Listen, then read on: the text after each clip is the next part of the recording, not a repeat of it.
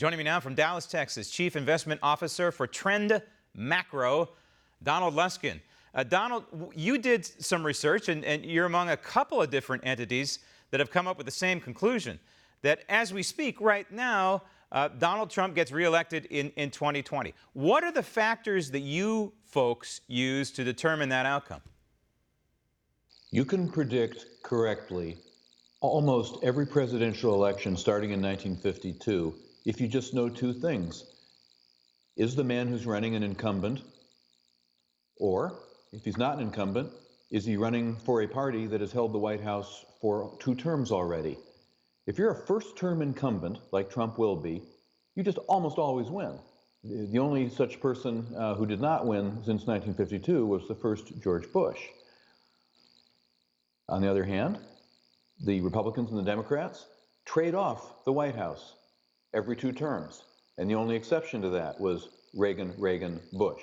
But when Bush ran as an incumbent, he was trying to extend the Republican reign into a 4th term. That's impossible in modern American life. Now, how do you explain Jimmy Carter, though, in 1980? There was a first-term incumbent. He should have won.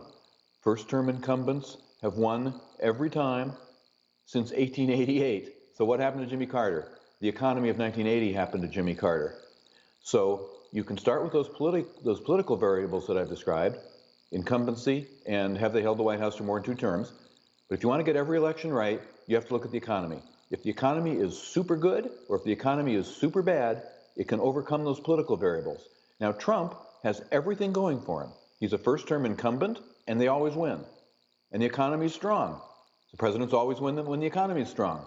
So what's not to like about this? And we backtested this model back to 1952. It's gotten every single election right. We've been running it in real time since the 2012 election. It's nonpartisan. It doesn't. I'm a conservative. It doesn't always give me the results I wanted. It predicted Barack Obama correctly in 2012. Got him within 4 electoral college votes. Models just don't get better than that. And this model predicted Trump in 2016 when every other fancy model was predicting Hillary, if they even bothered to run the model, because everyone was so sure Hillary would win. So this stuff works. All right, it's very simple, but it's robust. It works. It sounds like it's based on statistics and logic, and I want to drill down just a little bit. Your model is predicting a rather sizable victory right down to the Electoral College. I believe it's 294 electoral votes. 270. Come on, wait, let's give Trump all the credit he deserves. As of today, it's 302. That's all right, so it's moved. So it's a dynamic model, which is even more interesting. So obviously, your key here is key determinant is a first-term incumbent, which doesn't win all the time, but wins pretty well, and you throw in a pretty good economy.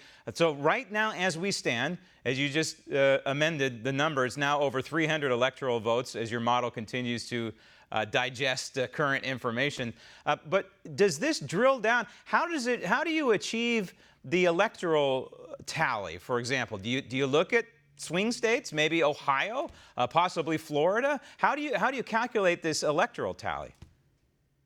You don't need to.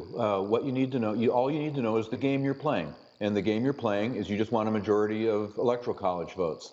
A lot of the models out there that have failed because they correctly predict who's going to win the popular vote. Unfortunately, that's not the game we're playing, as Hillary Clinton can tell you.